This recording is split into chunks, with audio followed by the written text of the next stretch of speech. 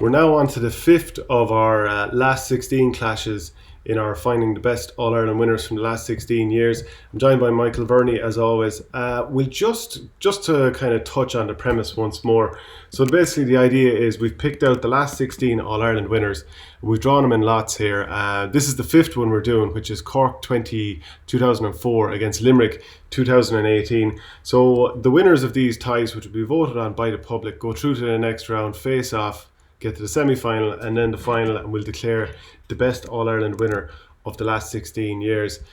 So we're looking at Cork 2004 against Limerick 2018, and what kind of springs to mind is maybe both of these teams, they brought something new to win the All-Ireland. Like Limerick, the whole Kiely ball thing, the way they work it around at the back, drop everyone back into their own half of the field and then pick these precision passes up the field. That definitely, a lot of teams found that very difficult to handle. Whereas Cork, I mean, was this kind of 2004, was it the first year that the real running game began to take hold? Because having watched back the All-Ireland as we both just did there, 2004 win over Kilkenny, God, their pace was unbelievable. Yeah, serious pace. I think when Donal O'Grady came in, he realised that he had this unbelievably athletic team. You know the way you have like certain managers now who play a certain style regardless of the players, which I think is ridiculous, really. In fairness to Donal O'Grady, realised he had a certain type of player, no more than John Kiely did with Limerick. Realised he had really mobile, athletic, skillful players. And you have two teams now playing very, very innovative styles. Cork style back then hadn't really been seen. You know, Newtown went and kind of pushed it on even a bit further on the club scene.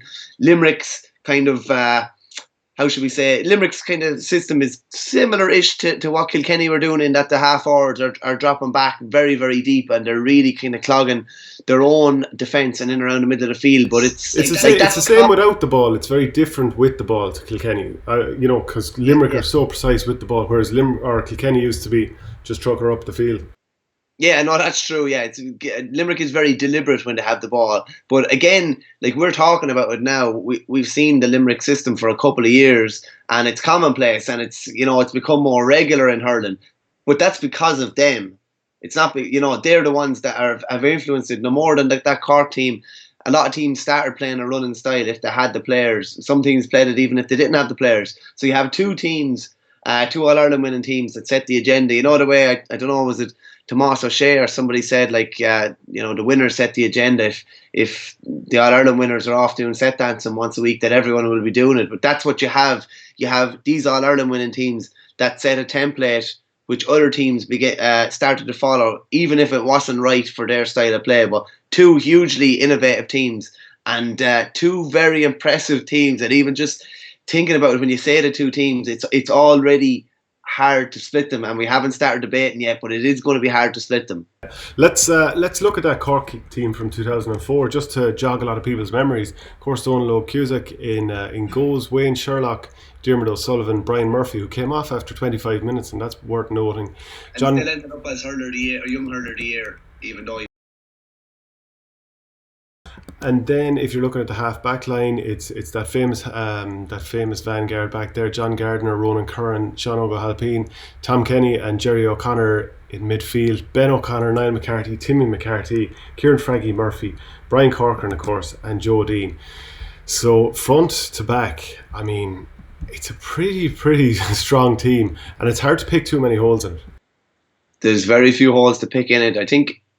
It was funny, Cork played Antrim in the All-Ireland quarter-final, and Dinny Cahill, the then Antrim manager, in his wisdom, said that Brian Corcoran was finished. And Corcoran went up, basically rammed the words back down his throat. He scored 2-1 that day as Cork absolutely obliterated them. And then went on and was, just watching back the highlights there earlier on, couple of the scores and the closing score in the All-Ireland final was just, they don't get more inspirational. Even a couple of balls went into him in the first half and he was just such a nuisance in around Noel Hickey, an absolute nuisance. Maybe that sort of focal point that they needed, someone who was going to set the agenda up front. They had loads of silky players, they had Joe Dean around there, they had Ben O'Connor who could snipe scores, but they just needed a kind of a focal point, particularly if you remember their best forward in the previous year's All-Ireland final was Satanta O'Halpine, someone that they were probably going to build a forward line around. And then he was gone the following year, gone to Carlton, playing AFL. So they needed a focal point, and in fairness, Donal O'Grady got his man with Cork, and he was absolutely outstanding. And as much as anything else, Donal O'Grady, who would become Limerick manager later down the line, him versus Kiely, that's a fair matchup. But just to reflect a little bit more on Cork's 17 points to 9 win over Kilkenny, almost straight away Brennan could have scored a goal, but he got hooked, and I think it just went wide.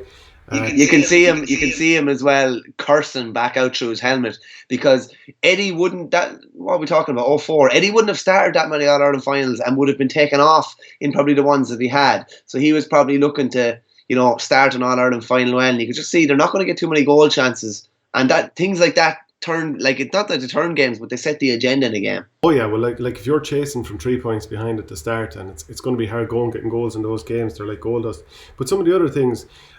DJ Carey gave an exhibition of hand passing, and there was that chance in the second half for Henry Shefflin. I think it was 12 points to 9, and he pulled on a ball straight at Donal O'Cusick, but DJ set up earlier in the attack with one of those switch hand passes that he's so good at. Cork didn't score from play until the 32nd minute, which was through Brian Corcoran. Great stuff as always. Niall McCarthy, unbelievable. He scored a point in the second half to level it at 9 each, where he's running up the left sideline, going full pace, 45 yards out of the sideline, straight off the stick and over, which, he's normally kind of slammed for probably not being the silkiest, but that was unreal. You see him winning a free in the first half as well, and he's waving the hurl in the air. You could just tell how up for it he was. Like, that's the best performance he'd probably ever given in any jersey on any given day. He was absolutely outstanding. Caused Kilkenny all sorts of trouble from centre forward, end up getting man of the match, end up as an all-star that year as well. He was absolutely outstanding. Like, Cork completely shut down Kilkenny. Kilkenny scored 3 points in the last 48 minutes of normal play, and it was 9-9 with 15 minutes to play, and they didn't score thereafter. It was an absolute, it was just a complete shutout. What was very interesting too was Ger Canning's commentary of this, when Kilkenny were pushing for a goal right at the end. Henry Shefflin got the ball out wide, and he was trying to turn this way and that, find an angle, and he ended up slipping and falling back on himself as he's trying to hand pass the ball away. And Canning comes out with dreadful. Small bit harsh. A lad doing his best. I think he said he was on ice or something as well, and it's funny. You can see Henry. He 3 steps taken, I'd say, when he got the ball, and Sean Hall came in around him, and he fell over. I don't know how the ball ended up behind him.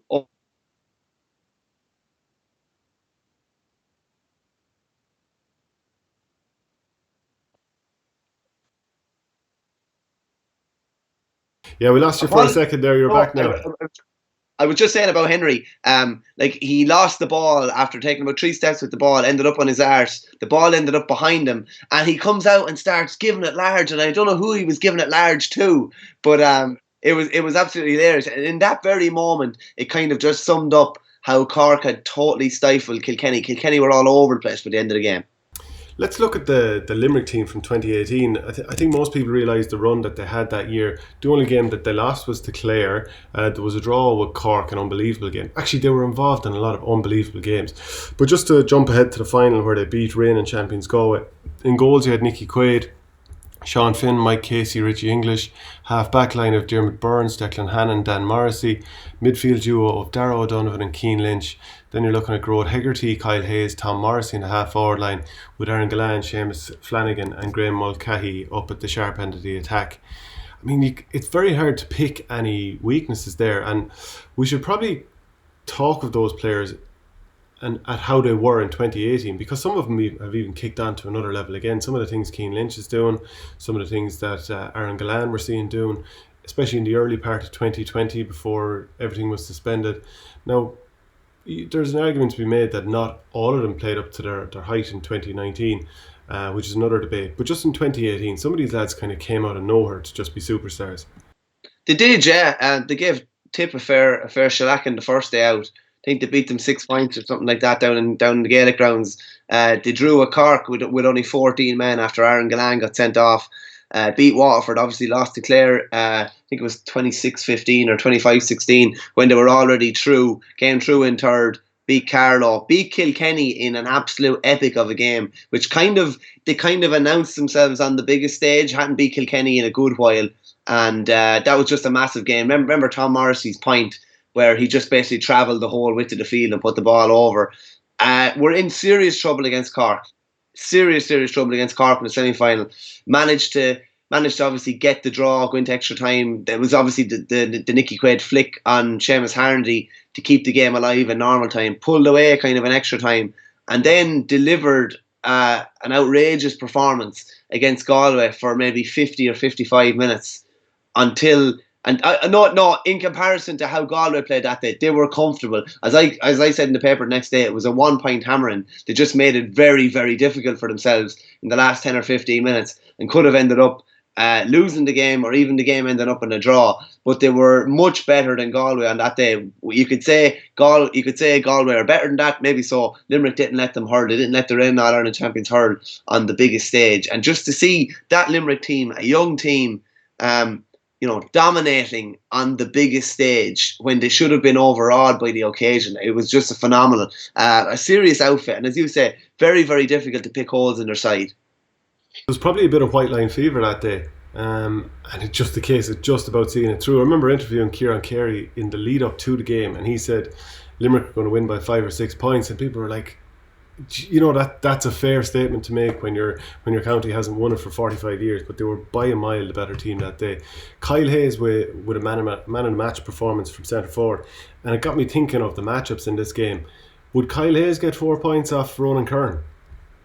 It'd be interesting, wouldn't it? Cork's half back line, usually no more than Kilkenny's at the time, they held their ground where at all possible, but like Kyle Hayes, not to say that they're similar or anything, but Niall McCarthy would have roamed around a lot. You saw for a free which Joe Dean wins after Shefflin's goal chance was saved, Niall McCarthy picks up the ball probably on his own 65 and lets the ball in. So Ronan Kern would have been dealing with a player like that would have been dropping very, very deep in training. It'd be very, very interesting battle. The pace of Hayes is, I think, Hayes has all the skills. I think he's probably a natural centre back, even more so because I think he has nearly all the skills of the game. But his pace is really what sets him apart, and that's what really caused Gerard McInerney, who was only come back from injury, an awful lot of trouble in that All-Ireland final in 18. But that'd be a seriously interesting match, yeah.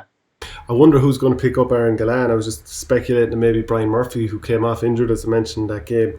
Keane Lynch against Jerry O'Connor. Would you rather have Diarmuid Burns or Dan Morrissey on Ben O'Connor? Niall McCarthy against Hannon, because you have a battering ram up against kind of a bit more of a velvet glove. And The Rock, Diarmuid O'Sullivan against Seamus Flanagan. So there's some amount of mouthwatering clashes there. Well, you have to remember in 18 as well, not saying that Flanagan has gone off the boil, but he probably hasn't delivered the performances we saw in 18 in the years since. I think that's a fair comment. He probably hasn't. Remember, he was a Gerard McInerney he knocked over in the 18 final. He was just a battering ram. He definitely flattened someone. He flattened someone for what ended up in Graham Mulcahy's kind of a pisser of a goal.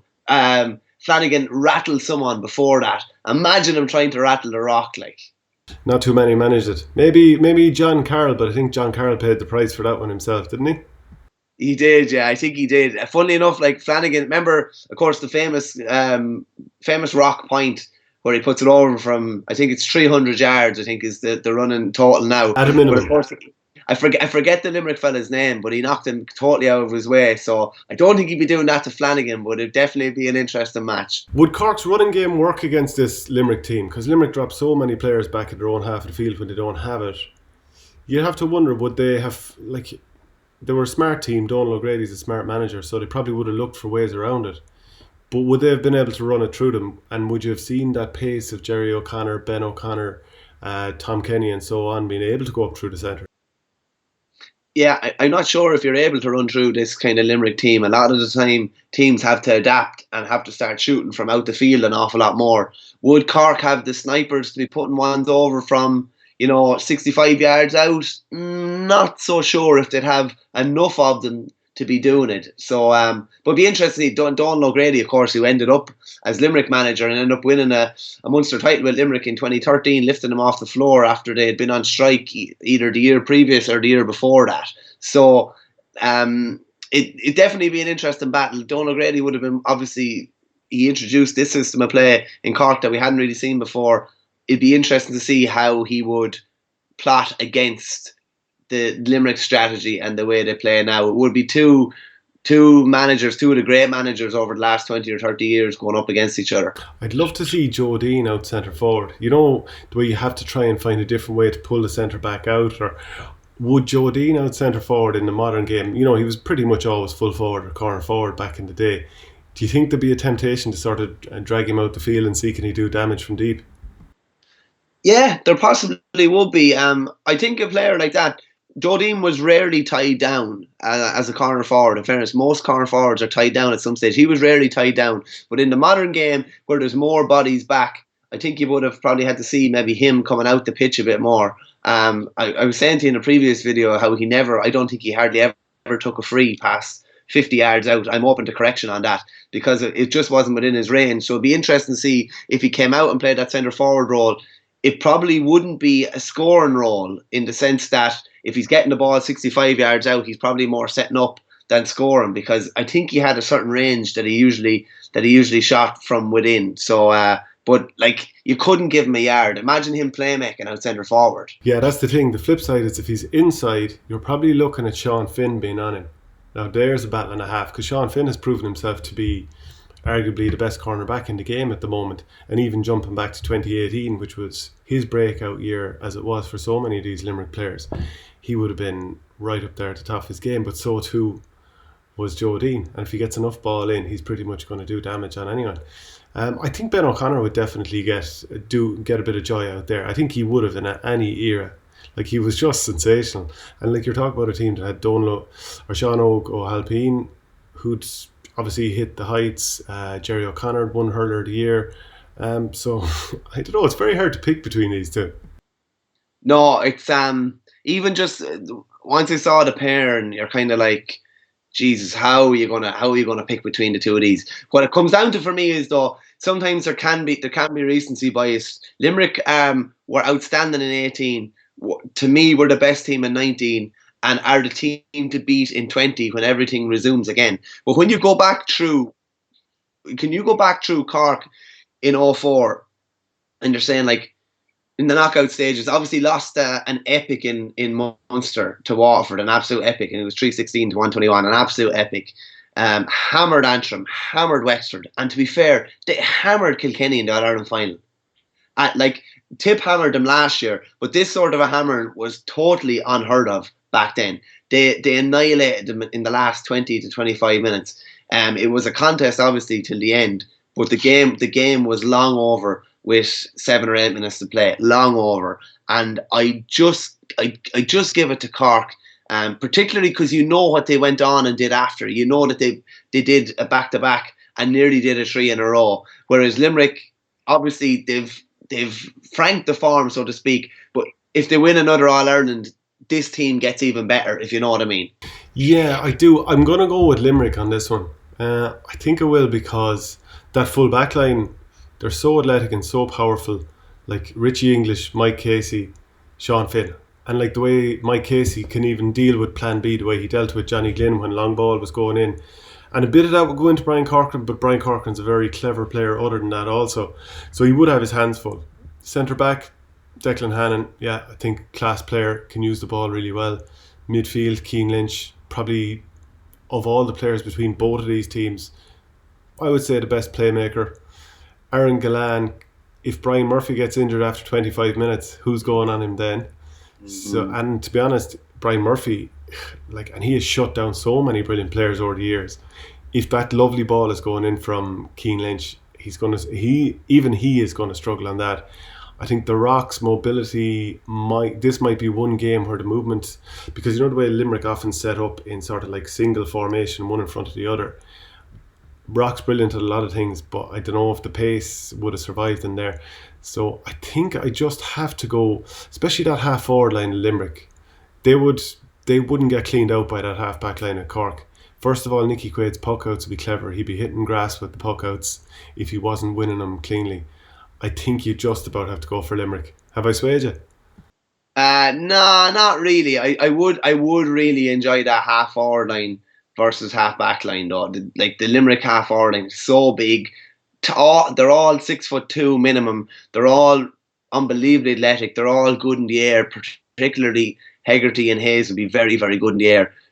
So that would be an intriguing duel. It's just marginally Cork for me. Okay, well, it's up to the viewers now. We're going to put it out on ourgame.ie. So underneath the video, you'll be able to click for who you want to get through on this one, and all the other videos are on there. If you've missed any of the first 4 last 16 clashes that we've put out already, they're there. So watch through, and it might be too late to vote, but if it isn't, make sure you get it in there. Right, Michael, we'll do a battle again. They want sound chat.